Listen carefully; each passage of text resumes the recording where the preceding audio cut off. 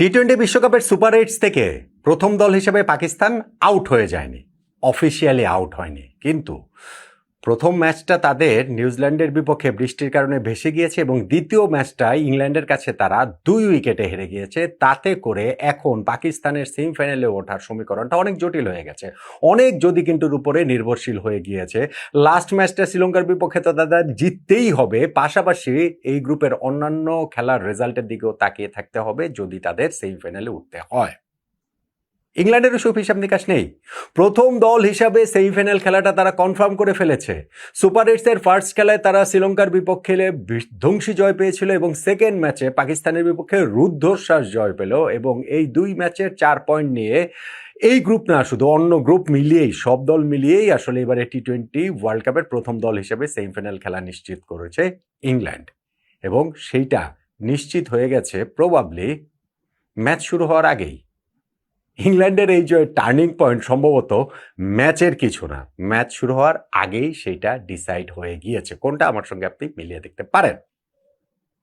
পাকিস্তান আগে ব্যাটিং করে 164 রান করেছে, এই উইকেটে এইটা প্রবাবলি পার স্কোর, হয়তো বা কিছু রান কম, কিন্তু 164 রান ডিফেন্ড করে জেতাটা সম্ভব ছিল।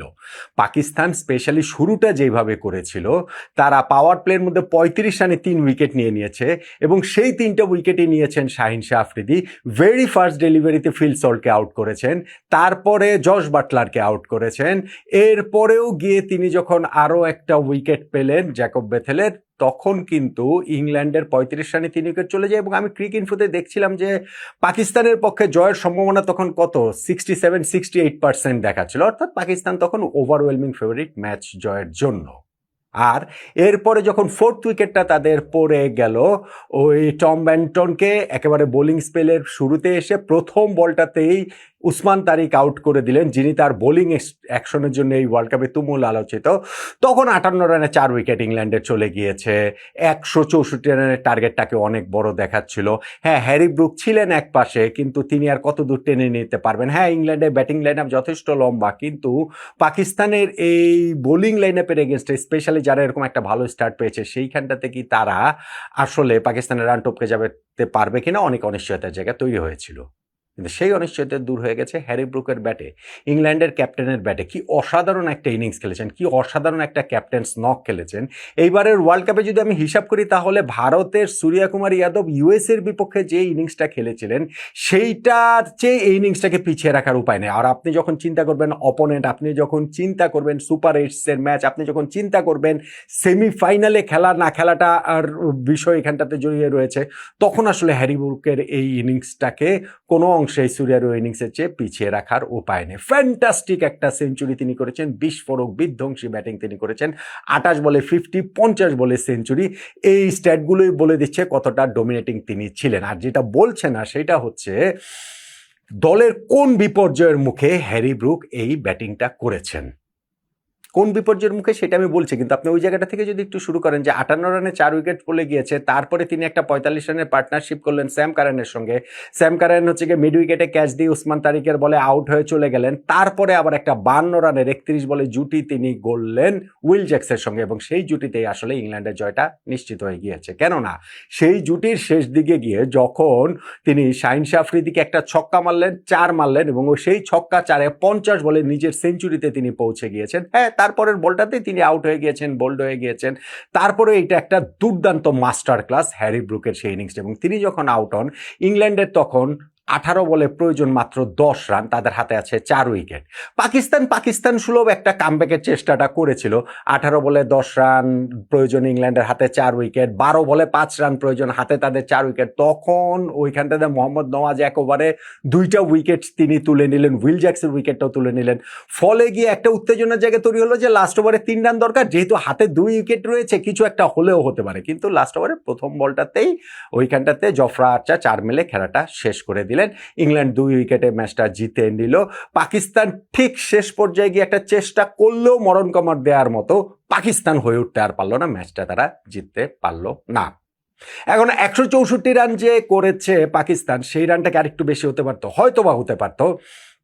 কিন্তু আপনি যখন হিসাব করবেন যে তাদের শুরুতেই 2টা উইকেট পড়ে গিয়েছে, তাদের ওই যে সাইম আইয়ুবের একটা জঘন্য টুর্নামেন্ট ব্যাট হাতে, সেটা এখনও কন্টিনিউ করছে। 7 রান করে তিনি আউট হয়ে গেলেন, 5 রান করে সালমান আলী আগা তাদের ক্যাপ্টেন আউট হয়ে গেলেন। তখন একটা পার্টনারশিপ হয়েছে বটে বাবর আজমের সঙ্গে সাহিবজাদা ফারহানের, কিন্তু ভাই এখনকার সময়ে যদি এই 44 বলে 46 রানের পার্টনারশিপ হয়, তাহলে সেইটা আসলে পরবর্তীতে ওই যেই রানের যে জায়গাটাতে পিছিয়ে থাকে সেটা রিকভার করা খুব মুশকিল হয়ে যায়। দেখেন না, পাকিস্তান 10 ওভারে 70 রান করেছিল 2 উইকেটে, পরের 10 ওভারে তারা 94 রান করেছে, কিন্তু সেইটাও তো আসলে গুড এনাফ হয়নি। বাবর আজম যে 25 রানের একটা ইনিংস খেলেছেন 24 বল খেলে, সেটা এখনকার টি-20-র সঙ্গে যায় বলেন তো দেখি? হ্যাঁ, এরপরে বাবর আজম আউট হওয়ার পরে সাহিবজাদা ফারহানের সঙ্গে একটা পার্টনারশিপ হয়েছে যে ফখর জামানের 30 বলে 49 রানের, সেই পার্টনারশিপটাই আসলে পাকিস্তানকে এই 260+ রানের দিকে নিয়ে গিয়েছে। সেইটা ডিফেন্ড করার ব্যাপারে তারা হয়তো একটু কনফিডেন্ট ছিল, কিন্তু শেষ পর্যন্ত গিয়ে তারা সেটা পারেনি। হ্যারি ব্রুকের ইনিংসটার কথা বলছিলাম, তার ওই সেঞ্চুরি তো ইটসেলফ একটা দুর্দান্ত ব্যাপার। 164 তারা করতে নেমে তিনি একাই সেঞ্চুরি করেছেন 50 বলে, সেইটাই দুর্দান্ত ব্যাপার। কিন্তু আপনি আরেকটা স্ট্যাটের জায়গায় যদি একটু খেয়াল করে দেখেন, ইংল্যান্ডের ব্যাটিং অর্ডারের এই শুরুর 5 জনের 4 জনের স্কোরটা কি? Phil Salt 0 run, George Buttler 2 run, Jacob Bethell 8 run, Tom Banton 2 run. এই 1 নাম্বার, 2 নাম্বার, 4 নাম্বার, 5 নাম্বার ব্যাটসম্যানের স্কোর হচ্ছে গিয়ে এরকম। আর 3 নাম্বারে যেই ব্যাটসম্যানটা নেমেছেন হ্যারি ব্রুক, তিনি ওই 100 রানের একটা ইনিংস খেলেছেন। এবং 3 নাম্বার ব্যাটসম্যানে তো তিনি খেলছেন না এই ওয়ার্ল্ড কাপে। এই ওয়ার্ল্ড কাপের আগের সবগুলো ম্যাচে তিনি 5 নাম্বারে খেলেছেন। ফলে তাকে যে এই টিম ম্যানেজমেন্টের ডিসিশনে 3 নাম্বারে প্রমোট করা এই ম্যাচটাতে, এই ইনিংসে, আমি শুরুতেই বলছিলাম না যে ম্যাচ শুরু হওয়ার আগেই, ম্যাচ শেষে যে রেজাল্টটা হয়েছে, যেই খেলাটা হয়েছে, তাতে বোঝা গেছে ম্যাচের আগেই এই ম্যাচের টার্নিং পয়েন্টটা হয়ে গেছে। সেটা কি? সেটা হচ্ছে হ্যারি ব্রুককে 3 নাম্বারে ব্যাটিং করতে পাঠানোর সিদ্ধান্ত। যখন ইংল্যান্ডের ব্যাটিং অর্ডারের প্রথম 5 জনের মধ্যে 4 জনের সম্মিলিত, মানে 4 জনের স্কোর হয় হচ্ছে গিয়ে 0-2-8-2, 4 জন মিলিয়ে করেন হচ্ছে গিয়ে 12 রান, আর ওই টপ 5 এর বাকি ব্যাটসম্যান হ্যারি ব্রুক তিনি নিজে করেন 100, যিনি আগের ম্যাচগুলোতে 3 নম্বরে খেলেনি। ফলে তাকে 3 নম্বরে পাঠানোর সিদ্ধান্তটাই তো এই ম্যাচে ইংল্যান্ডের 2 উইকেটে জয়ের, শেষ দিকে হিকাপ সত্ত্বেও তাদের ওই জয়টাতেই তারা তাদের সেমিফাইনালে তোলা ম্যাচের এবং পাকিস্তানকে সেমিফাইনালটায় ভীষণ রকম অনিশ্চয়তায় ফেলে দেওয়া ম্যাচের টার্নিং পয়েন্ট হ্যারি ব্রুককে 3 নম্বরে ব্যাটিং করতে পাঠানোর সিদ্ধান্তটা। আপনি কি আমার সঙ্গে একমত হবেন? আমার ধারণা একমতই হওয়ার কথা। এর বাইরে আর এই ম্যাচের টার্নিং পয়েন্ট কী বা আছে বলেন তো?